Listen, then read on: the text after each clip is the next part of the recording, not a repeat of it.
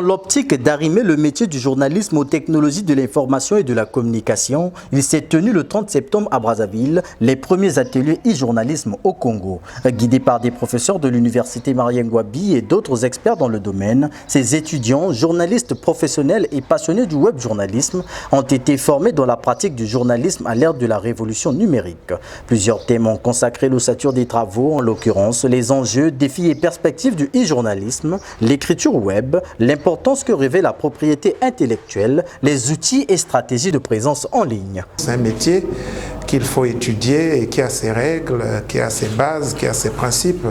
C'est pour cette raison d'ailleurs que ceux qui jusque-là travaillent dans les médias traditionnels et avec des anciens principes doivent intégrer les évolutions dont nous parlions tout à l'heure. Ça veut dire être capable aujourd'hui de s'adresser aux internautes. Donc, il faut que les communicateurs, les journalistes se mettent à l'ère du e-numérique, plutôt du e-journalisme, donc du journalisme en ligne, du journalisme sur la toile. Prenant la parole, le président du Conseil supérieur de la liberté de communication a appelé à la réforme des textes qui régissent le métier avec une prise en compte du e-journalisme. Avec ce que je viens d'apprendre ce matin, j'ai dit mais les assises n'étaient donc pas suffisantes. Il y a encore à retirer, il y a encore à refaire.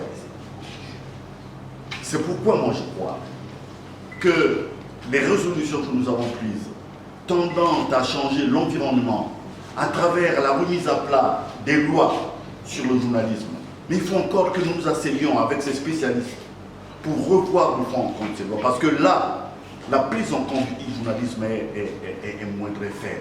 Les bénéficiaires de cette expérience ont exprimé leur ressenti au sortir de ces travaux. En tant qu'étudiante journaliste, on n'a pas eu à étudier le web à l'université.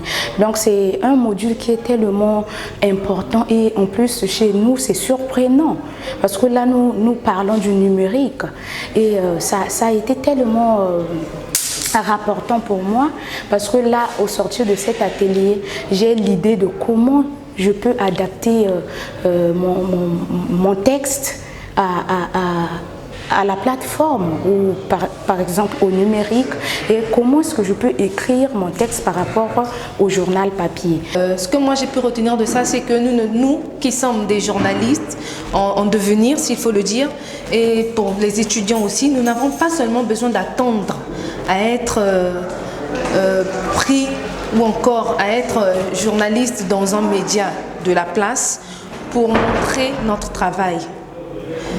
Aujourd'hui, il y a des médias qui existent déjà.